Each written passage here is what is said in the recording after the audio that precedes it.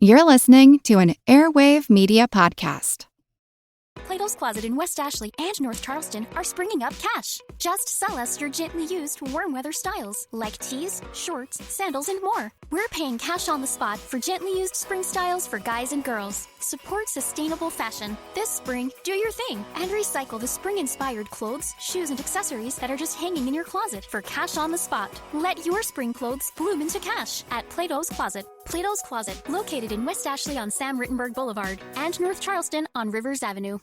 Say goodbye to your credit card rewards. Greedy corporate mega stores, led by Walmart and Target, are pushing for a law in Congress to take away your hard-earned cash back and travel points to line their pockets. The Durbin-Marshall credit card bill would enact harmful credit card routing mandates that would end credit card rewards as we know it. If you love your credit card rewards, tell your lawmakers, hands off my rewards. Tell them to oppose the Durbin-Marshall credit card bill.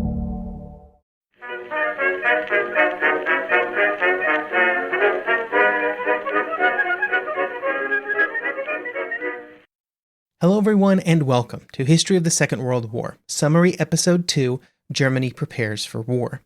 Summary episodes are where I take an entire series of episodes and condense them down into a single episode to help bring important information back to the forefront before it is needed.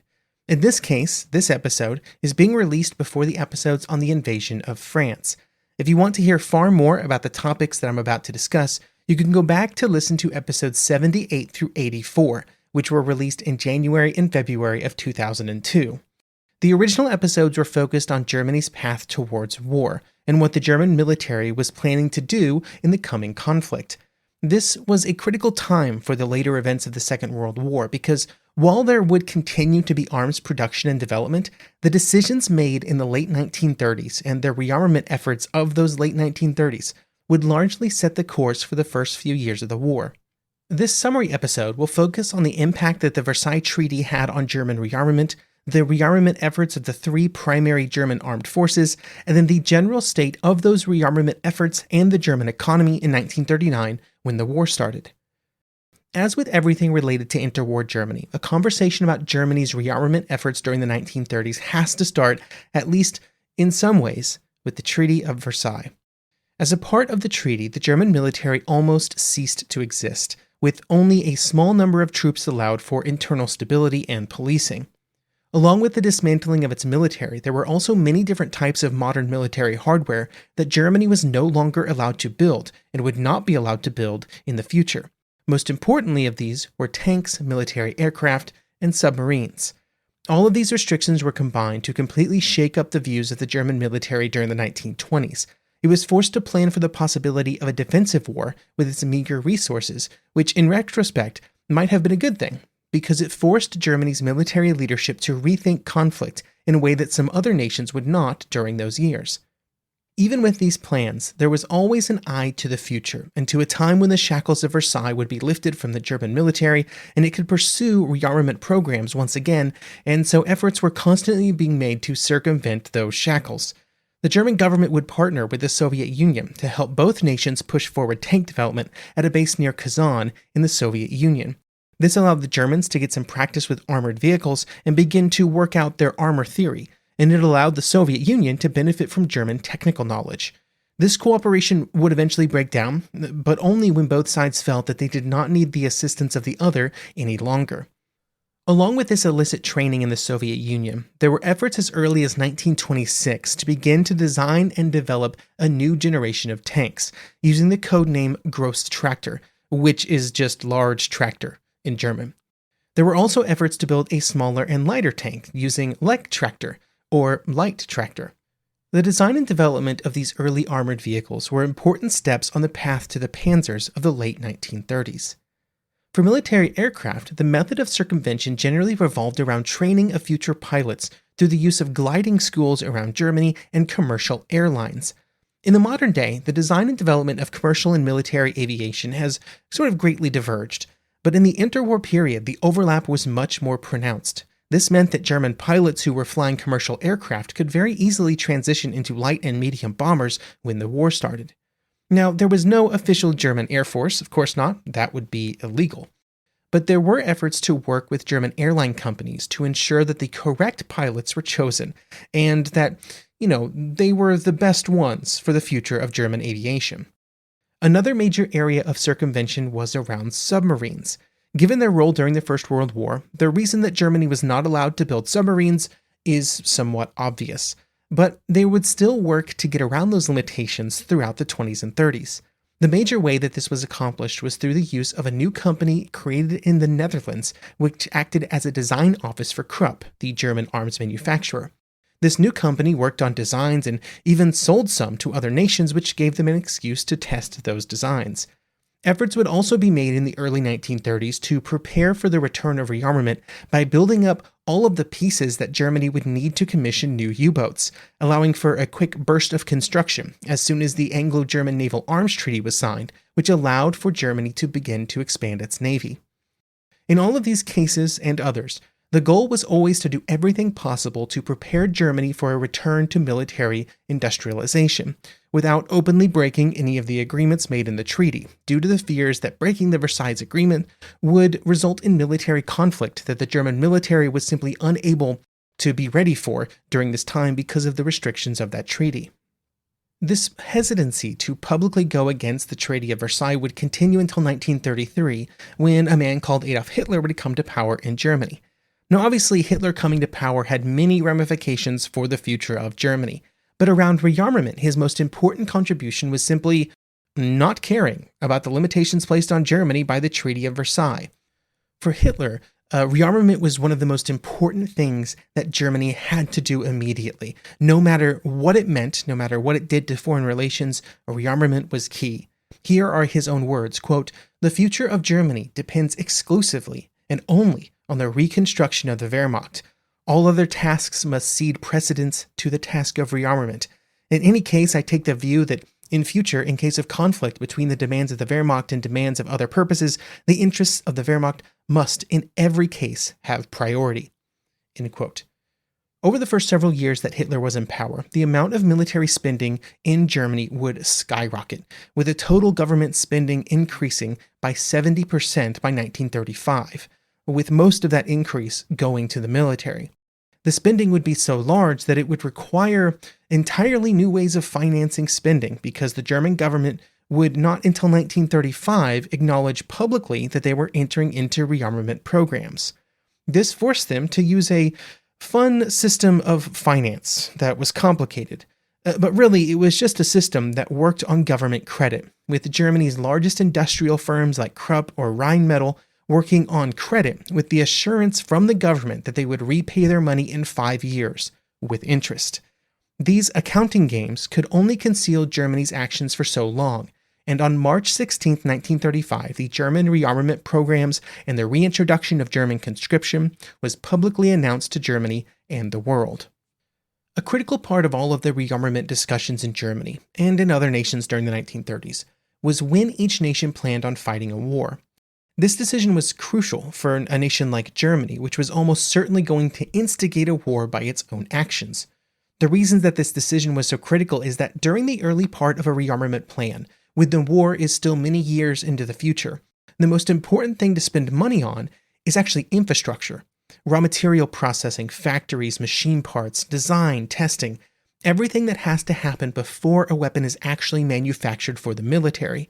All of this early spending helps to expand the capacity of the nation so that it could later start churning out military goods when it's really required, immediately before and after the start of a war.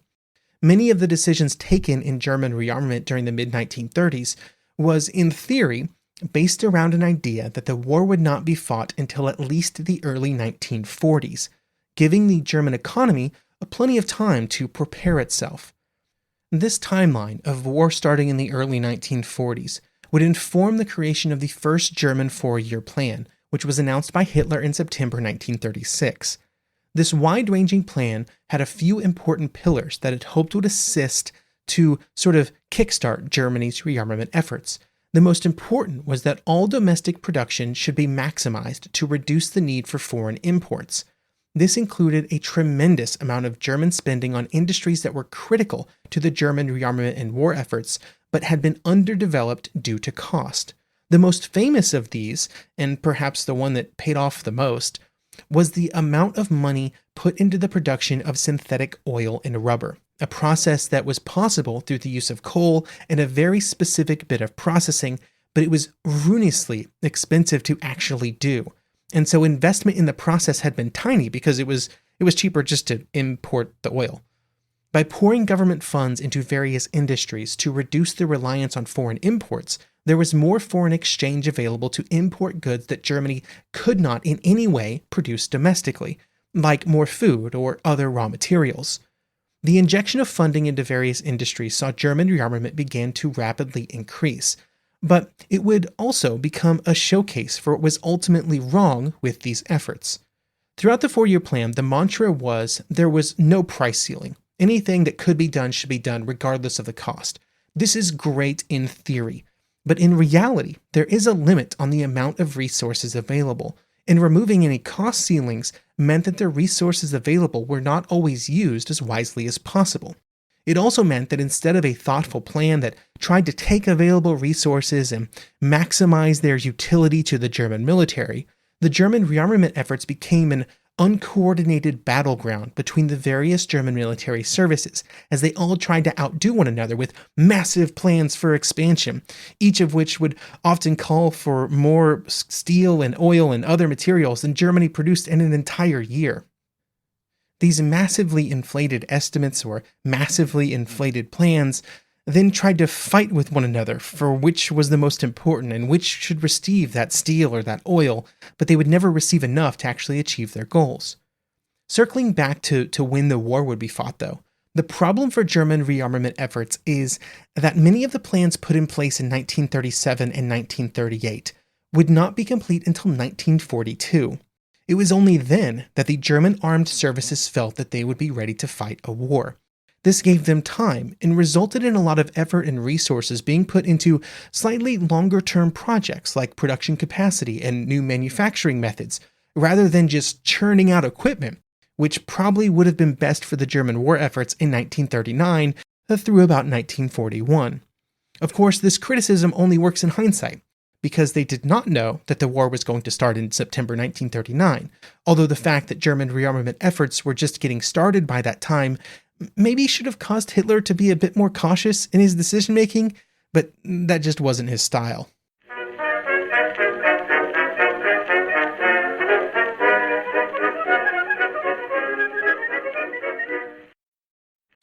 For nearly 4 decades, J&K Security Solutions has provided protection for homes and businesses. I know firsthand. I'm Jeff Beckman, and with my wife Kim, we started J&K Security Solutions. Our attention to detail, service after the sale, and product knowledge are the foundation of our success. J&K Security has routinely been recognized as the best of Madison for security companies. We expect that trend to continue as the next generation, our son Jeffrey, takes over as president. Let us protect what is valuable to you. jksecurity.com.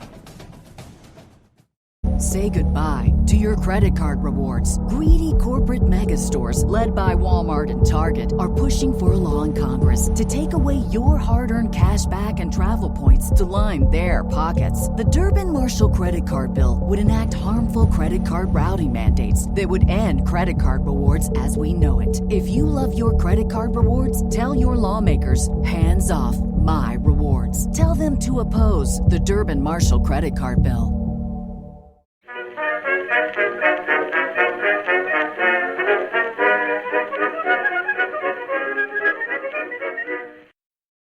The Luftwaffe would be in a very good position to take advantage of German rearmament efforts to build up its strength during the 1930s, thanks mostly to the position that Goering played in the rearmament projects. He was very influential.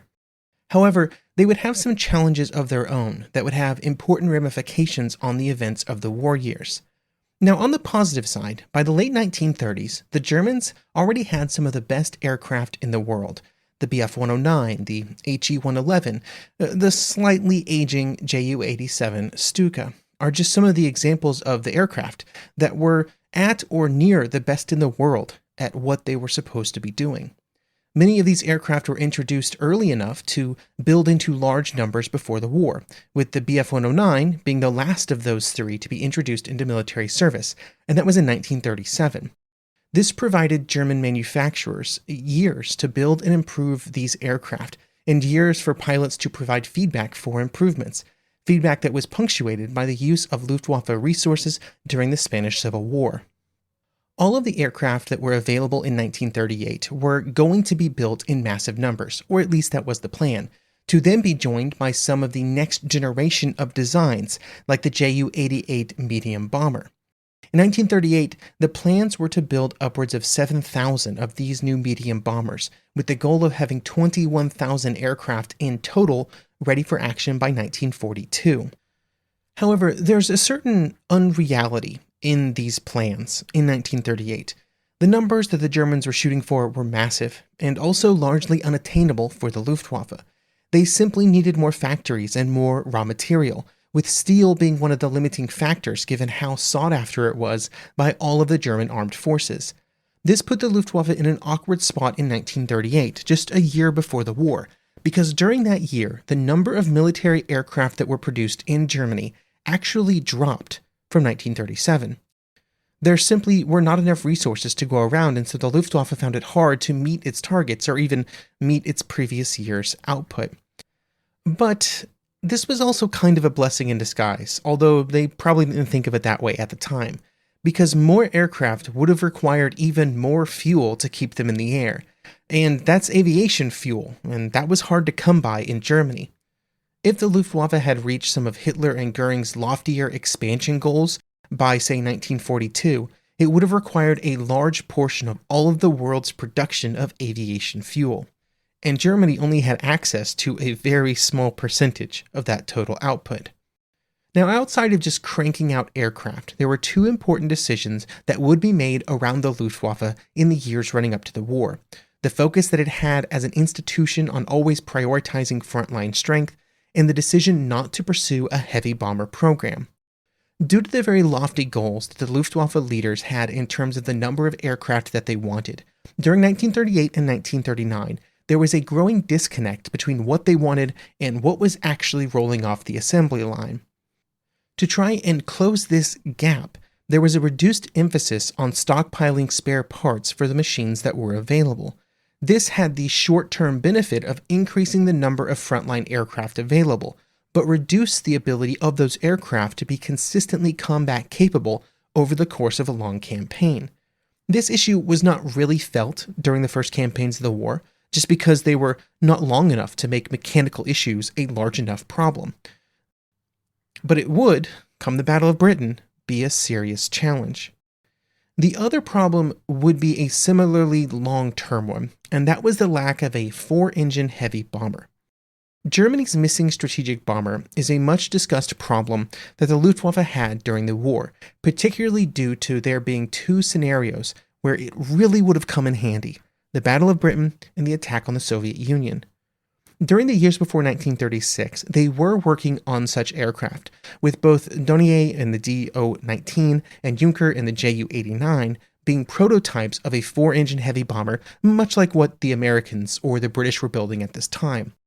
These aircraft were held back by engine problems, with the engines available being neither powerful nor reliable enough to fit the bill. It's very likely that these engine issues would have been solved at some point, but in June 1936, Germany's greatest strategic bombing advocate, General Walter Wever, would die in a flying accident. The removal of such a high-placing voice for strategic bombing resulted in a re-emphasis on the Luftwaffe's medium bombing capability, which would serve it well early in the war. In my opinion, this problem, this strategic bomber problem, is probably overemphasized when looking at the performance of the Luftwaffe during the war, particularly as it related to bombing campaigns. Because as it would be shown during the Allied bombing campaigns of Germany during the war years, to execute an effective strategic bombing campaign, an Air Force had to drop a lot of bombs on the enemy, just unbelievable amounts of explosives.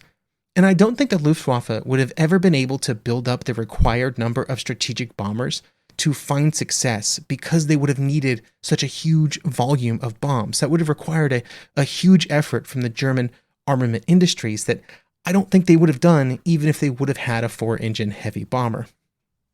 While the Luftwaffe was having challenges meeting some of its very lofty rearmament goals, the German Navy, the Kriegsmarine, was having some challenges meeting any of its goals. The core problem for the Kriegsmarine was the disconnect between the resources that it had available to it and its goals as a military force. During the mid-1930s, Admiral Raeder and the other leaders of the Navy would choose to pursue a very orthodox path towards rearmament. This meant building big ships with big guns, just like other navies had been doing for, over 50 years. This would result in the famous German ships of the war years, the Gneisenau, the Scharnhorst, the Bismarck, the Tirpitz, all very famous ships. However, it also presented a rearmament challenge because if the Germans really did want to challenge the Royal Navy on the high seas, they needed a lot of ships, and those would take time and a lot of steel to build, both of which the Navy was very short of. The lack of resources did not prevent major plans from being put in place for the expansion of the Kriegsmarine, though, with the expansion plan that would be put in place right before the war being called Plan Z.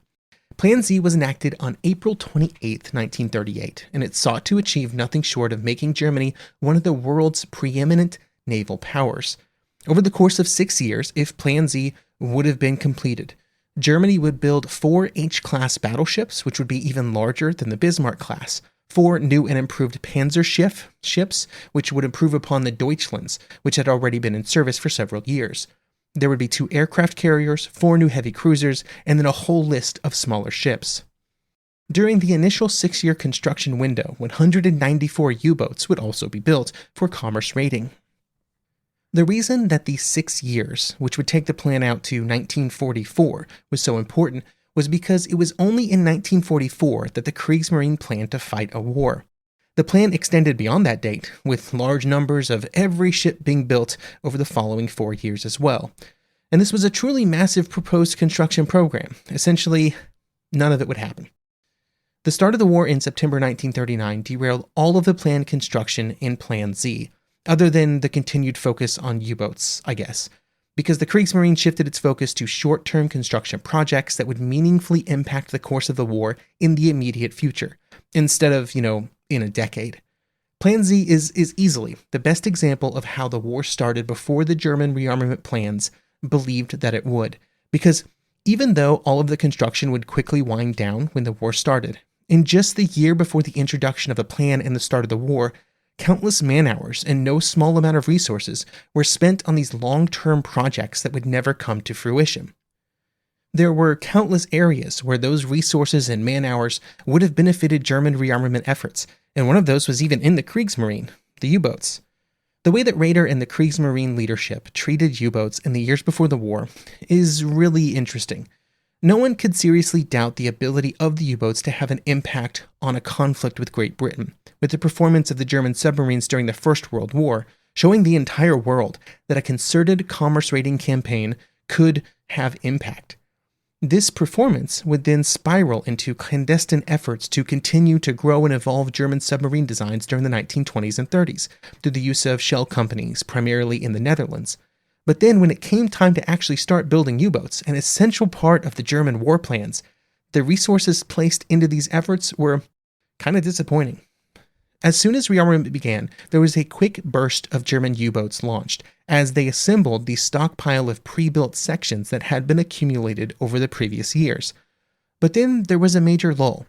In 1938, just 9 medium-sized U-boats were built, with medium U-boats being the smallest that could reach out into the Atlantic sea lanes and sort of into the prime regions of British trade. Then, in 1939, there were initially only 12 planned for construction, although the start of the war would kind of change these plans. These were very small numbers, set against the fact that the head of Germany's submarine forces, Karl Dönitz, believed that it would take 300 U-boats to actually accomplish the goals of the fleet, which was the destruction of all British trade through the sinking of its merchant fleet. The small number of U-boats built and the relatively low priority placed on U-boat construction during the war, or at least early in the war, resulted in entire months during the first year of the conflict where there were basically no U-boats in the Atlantic shipping lanes. Overall, the Kriegsmarine rearmament efforts were incomplete and confusing. Raeder and the naval leadership believed they simply had many more years to prepare than they did, and that left them with a fleet in 1939 and 1940, which was a confusing mess of contradictions.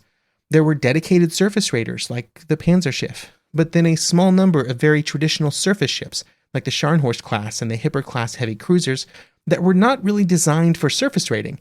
There were 2 very large battleships being built in the Bismarck and Tirpitz, but none to follow, which was destined to leave the German surface fleet small enough that it would always be at risk of being destroyed by the Royal Navy without truly impacting the course of the war. Meanwhile, the one weapon that was known to be effective against British trade, the U-boats, were languishing at a lower construction priority. It is a fleet. It had ships, but that fleet did not have, a unifying vision of what it wanted to do. And it was caught in its kind of transition to being a major traditional and orthodox surface fleet, mirroring the Royal Navy, the Imperial Japanese Navy, or the American Navy. With all 3 of those navies possessing the resources and national focus that the Kriegsmarine would never really have access to either before or during the war. Of the 3 main branches of the German military, the Army, or the Heer, was probably the best prepared for the war, as would be shown during the opening campaigns of the conflict. However, even the Army was starting to experience some challenges with its rearmament in 1939. For example, the number of machine guns ordered in 1939 actually dropped from 61,000 to 13,000 due to a shortage of material. Other weapon orders were also cut, particularly as more steel started to flow towards the Kriegsmarine and its Plan Z. The most important area for the Army, and the one that is most well known today, were, of course, the armored and motorized formations that would be such a kind of used to devastating effect in Poland and in France. The Panzer divisions would become legendary due to their actions during these 2 campaigns, and it would be a legacy that would follow them to every major theater that they fought in for the rest of the war.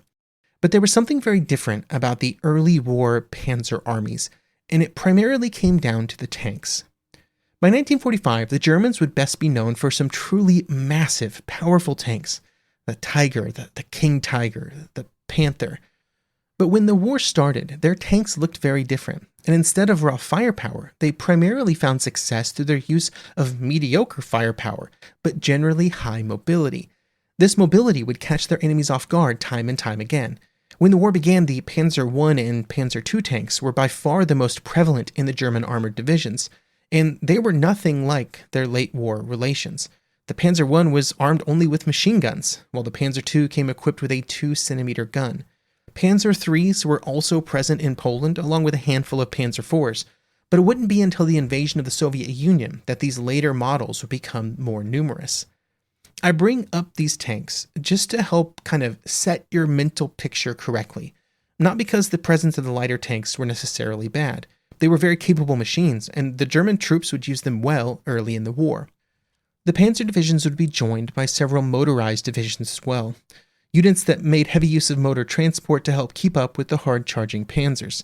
But these motorized troops hid an important shortcoming of the German army, its general lack of motorization outside of just a few divisions. The German army would be, for most of the war, primarily be a horse-drawn and foot-marching army, outside of the relatively small number of panzer and motorized divisions.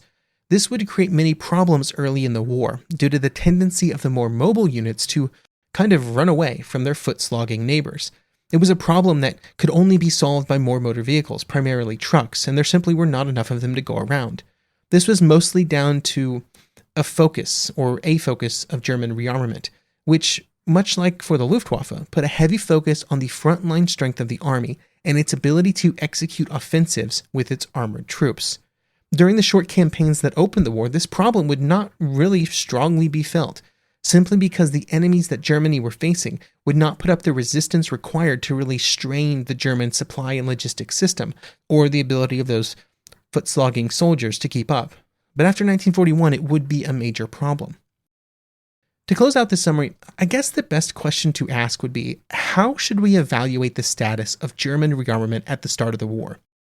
I think the only real answer is incomplete. The simple fact was that all of Germany's rearmament plans pointed to a war starting at a later date. None of the military services felt that they were ready in September 1939 for a war, and instead they were aiming for a point several years in the future.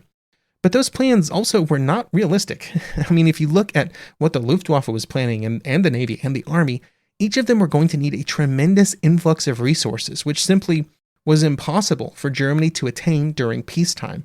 Their only option was conquest.